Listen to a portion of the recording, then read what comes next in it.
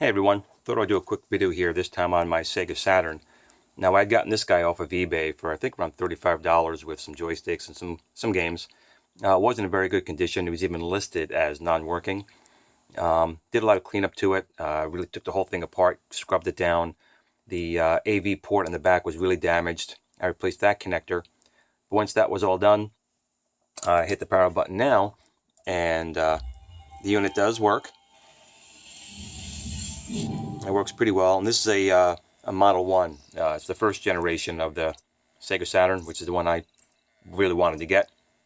Now, the reason for this video is, right now, let's just say I want to put a game in, open this thing up, and put in, a regular Sega Saturn game, put that in. The machine will recognize it and load.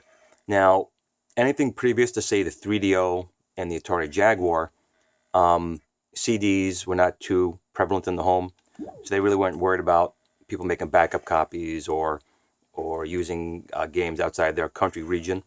So there was no lockout chips in like a 3DO or a TurboGrafx 16 or even the Atari Jaguar CD.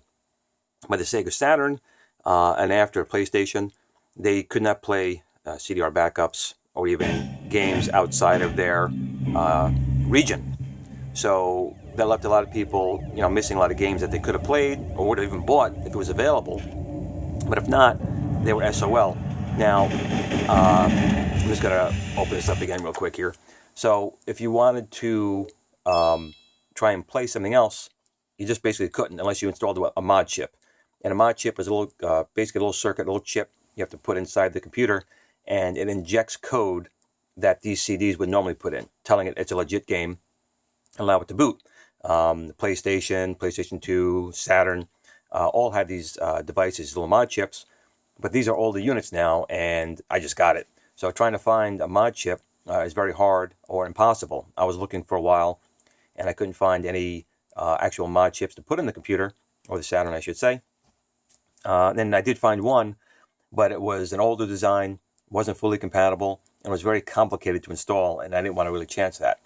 So, if you were to put in a regular CD like so, as is, it won't recognize it. The CD will just keep spinning, and it's going to basically treat it as if it was a music CD. So what are you to do? Well, fortunately, these little guys come to the rescue.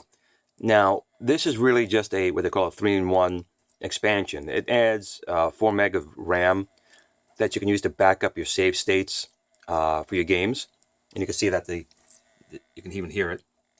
It keeps trying to read the disc, and it's basically thinks it's a music disc, even though there's a game on here. So what you do is you download, and I'll put a link in the description, you download an ISO and you burn a disc, and it's got save states. And so basically you load a save state into this, which is what it's designed for. But once you load that save state, you can run a little hack that injects code into the BIOS of this device, basically making it a mod chip, but one where you're not permanently modifying your device.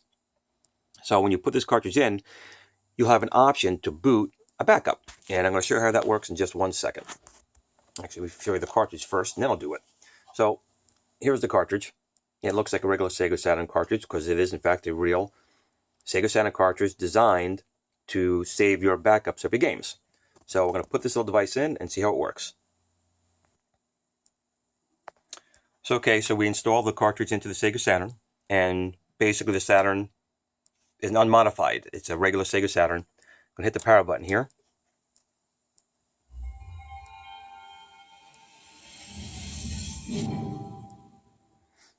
And it basically boots up like normal, with one little difference. It comes up to this Sega Saturn screen here. We have an option to, you can see here, start a game. So we're going to open up our tray here, and this is a regular CD. It's a backup of a program. So I'm going to put this in here, and we're going to close it, and it's going to try and read the disc, and it'll hold, and then we simply hit the A button to start a game, and it detects it as what it's now going to determine as a real disc.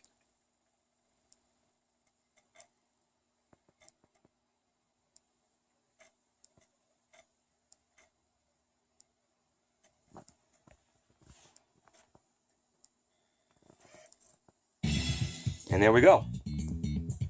So again, the Sega Saturn itself is unmodified. So there's been nothing done to the console itself aside from putting in this Action Replay 4-in-1, that the internal BIOS has been modified with some code to basically make the Sega Saturn believe that there's a real game in here, a real official game. And it's basically, I guess, similar to what they call a swap trick, where you would take a real disc, you put it in, and you have to open the door and get the disc in just the right time and close it. And I got that to work like twice. I mean, it took like an hour to get it to work like once. It was just way too much of a hassle to do the swap trick on this. But with this cartridge in there, that's it, man. It's all set and ready to go. And the cartridges themselves, these are not very expensive. I think I got this again off eBay for probably $25 and totally worth it. Mod chips, you could even find one, probably start in like the $60 range. So, simple peasy. Simple peasy peasy. So, if anyone wants to get one of these, and they're still available on eBay, they're getting scarce though, so I wouldn't wait too long. Even if you ever think about getting one of these, pick one of those up now before you can't get them anymore. Because if you do want to play backups or games outside your region, you're going to need something like that or a mod chip, and mod chips are much more scarce than that little guy is right there. So I hope you guys enjoy the video. Share, like, and subscribe if you so choose. But in any case, everyone, happy gaming and game on.